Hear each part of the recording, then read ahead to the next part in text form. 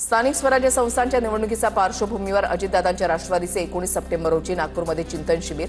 राज्यभरातील सुमारे 550 पदाधिकारी सहभागी होणार। काही जिल्ह्यातील पक्ष संघटनेमध्ये फेरबदल होण्याची शक्यता। पुण्यामध्ये अजित पवारांच्या राष्ट्रवादीचा स्वबळाचा नारा। माजी नगरसेवकांना तयारीला लागण्याचे आदेश। प्रत्येक मतदारसंघामध्ये जनसंवाद अभियान। अजित पवार पुण्याच्या मैदानामध्ये उतरले। आंदेकर कुटुंबाचा कोर्टामध्ये पोलिसांवर आरोप। कृष्णा आंदेकर हजर न झाल्यास गोळ्या घालण्याची अधिकाऱ्यांकडून धमकी। बंडू आंदेकरचा कोर्टामध्ये दावा। पोलीस कोठडीमध्ये त्रास होत असल्याची आंदेकर कुटुंबाची तक्रार। म्हाडाच्या कोकण मंडळाच्या सोडतीमधील खासगी बिल्डरांकडून मिळालेला 20% म्हणजेच 565 घरांसाठी 1,70,135 अर्ज म्हणजेच म्हाडाच्या एका घरासाठी 301 अर्जदारांमध्ये चुरस। मुंबईतील मोनो रेल्वे अतिवजनानं व तांत्रिक बिघाडामुळे बंद पडण्याच्या घटना वाढल्या। नव्या मोनो रेल्वेची वर्षभरापासून चाचणी।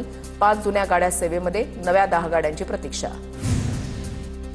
पंतप्रधान मोदींच्या वाढदिवसाच्या निमित्तानं केंद्रीय मंत्री मुरलीधर मोहोळ यांच्यातर्फे उद्या रात्री 8 वाजता ड्रोन लाईट शोचं आयोजन।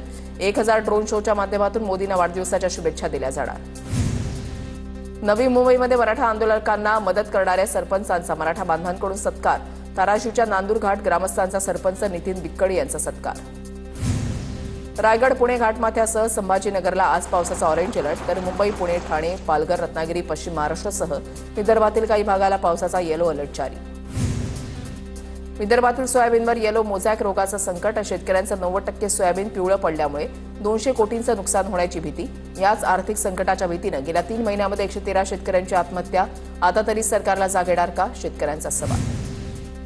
नाशिकच्या येवला तालुक्यामध्ये पावसाची दमदार हजेरी। काही ठिकाणी रस्त्यांवर पाणी साचलं, तर बाजारपेठेतही लोकांची धावपळ झाली होती। नांदेडच्या देगलूरमध्ये मुसळधार पावसामुळे अनेक भागामध्ये पाणी साचलं। गावकऱ्यांनी महिला शिक्षिकेची गाडी खांद्यावर उचलून पार केली। पुलाची उंची वाढवण्याची ग्रामस्थांची मागणी। धाराशिवच्या परंडामधील चांदणी नदीला महापूर। परंडामधील काही गावांचा बार्शीशी संपर्क तुटला, जनजीवन विस्कळीत।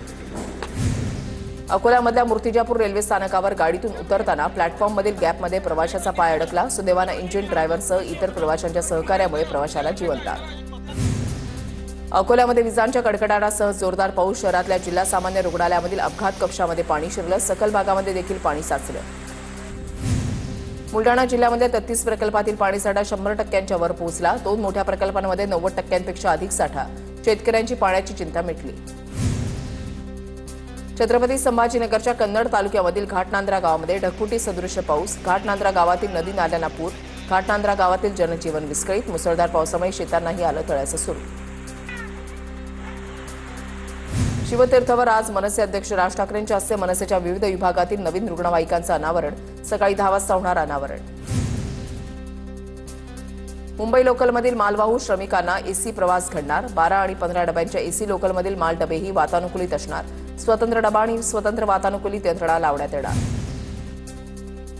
ई बाईक टॅक्सीला सरकारची मान्यता। महाराष्ट्र राज्य परिवहन प्राधिकरणाकडून ई बाईक टॅक्सी सेवांसाठीचे किमान भाडं मंजूर। पहिल्या टप्प्यामधील भाडं 15 रुपये आणि त्यापुढील प्रति किलोमीटरसाठी 10 रुपये 27 पैसे भाडं। अंबरनाथमध्ये ट्रॅफिकच्या वादातून दुचाकीस्वाराची खासगी बस चालकाला दगडानं मारहाण। मारहाणीमध्ये बस चालक धीरज भोपीच्या डोक्याला गंभीर दुखापत। आरोपींवर हिलाईन पोलीस ठाण्यामध्ये गुन्हा दाखल।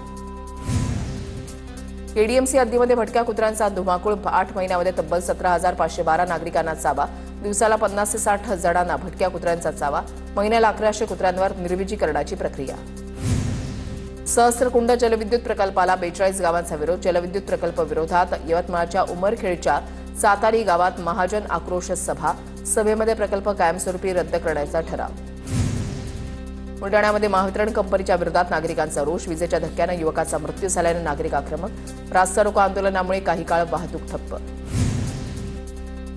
गडचिरोली जिल्ह्यामधील छत्तीसगडला जाणारा एकमेव राष्ट्रीय महामार्ग खचला। TV9 मराठीनं बातमी दाखवल्यानंतर दुरुस्तीचं काम सुरू, मात्र संथ गतीनं काम होत असल्यानं जड वाहतुकीची मोठी समस्या।